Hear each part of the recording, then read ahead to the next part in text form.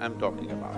Attention not even about something, just being attentive. In the yogic systems, we have what is called as dashavadanis, shatavadanis. What this means is, a man will do 10 things at the same time. Now, when you don't miss a thing, everybody thinks you're some kind of a superhuman being. We can give you very dynamic processes through which you can scale up your attention to a higher and higher level.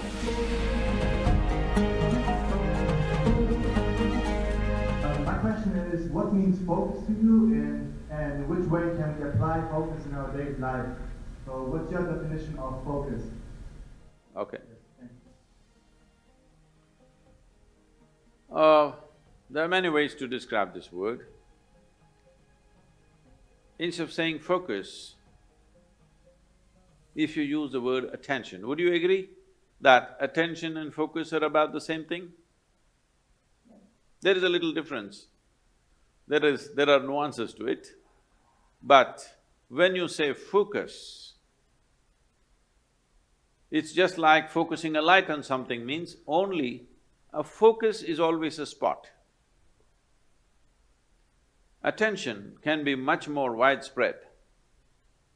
See, right now, if you have clear vision, I'm having problems seeing the young man because you kept him in darkness there in the hall. But if the hall was well lit, I don't have to focus myself to see the people who are sitting here.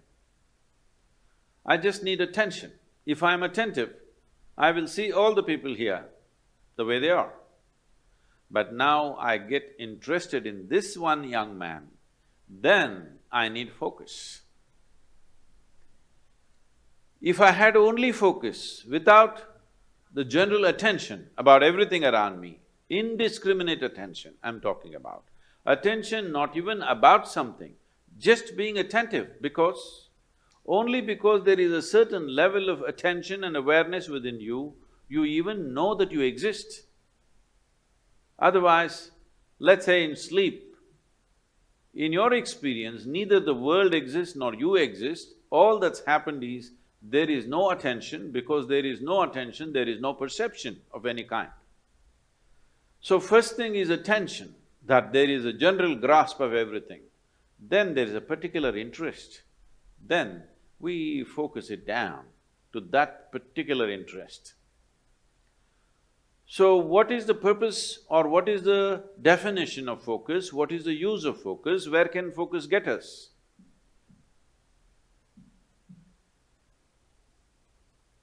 We are focusing on something only because our attention is not keen enough.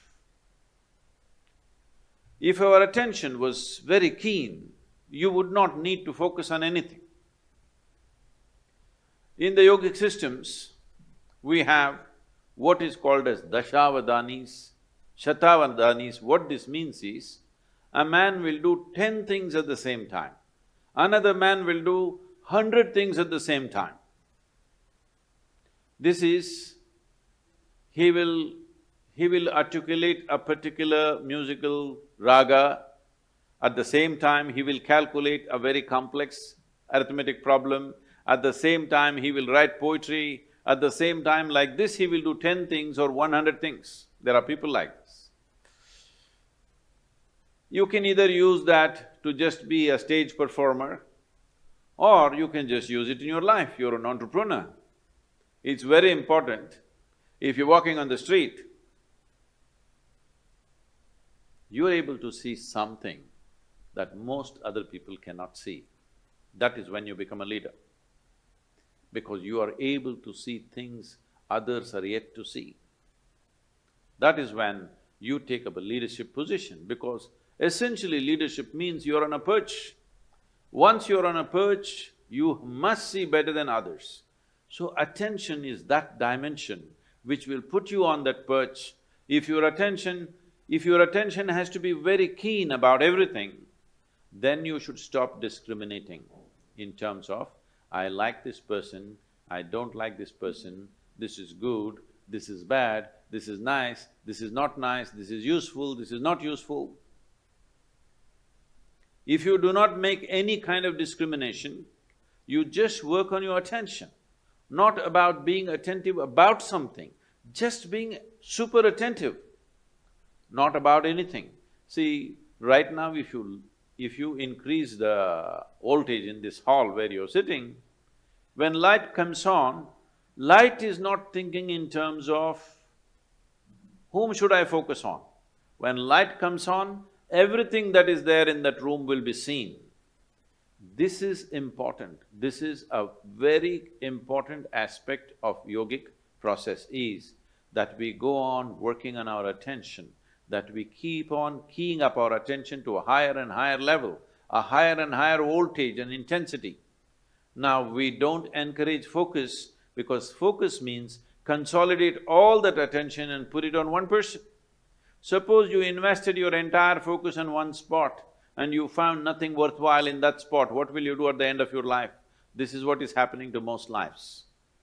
Now, you just work on making your attention itself so keen that even if somebody focuses on something, they won't be that keen.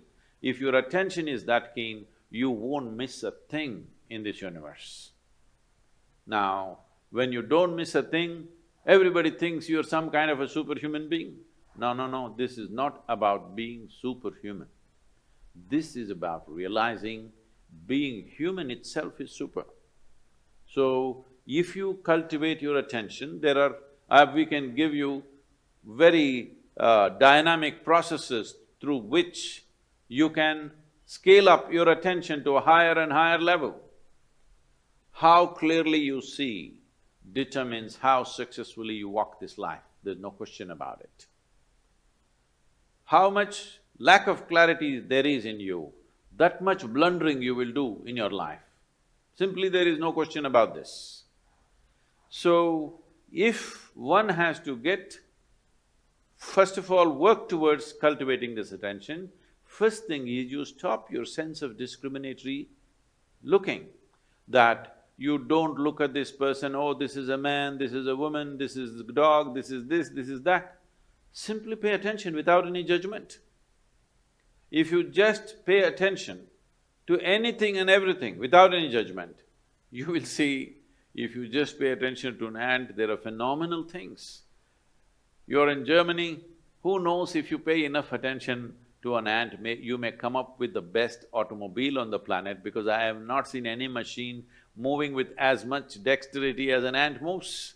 But I think nobody has paid enough attention to an ant. So, attention, raising the bar of attention is more important than focus. For immediate purposes, if you need to focus on something, you can. But right now you can do a simple experiment. If you sit with your face slightly upturned like this and close your eyes, you will see naturally there'll be a focus between your eyebrows. But you can be conscious of many things, people around you, your breath, the sensations in your body. You can be conscious of everything and still be focused. So mental focus is a limited possibility, but the attention, enhancement of attention that ultimately delivers you to a space where you become conscious, or in other people's words, super conscious, is just conscious, but people think you're super conscious. Because of this, you grasp everything as it is. The most important thing for this is that your mind is not functioning like a prism, distorting things and creating designs where they don't exist. Your mind has become like a plain mirror, it just shows everything just the way it is. Only when you see everything just the way it is, you will have the ability to handle everything sensibly, otherwise you make a mess out of many things. And this is very important for an entrepreneur because you don't have a job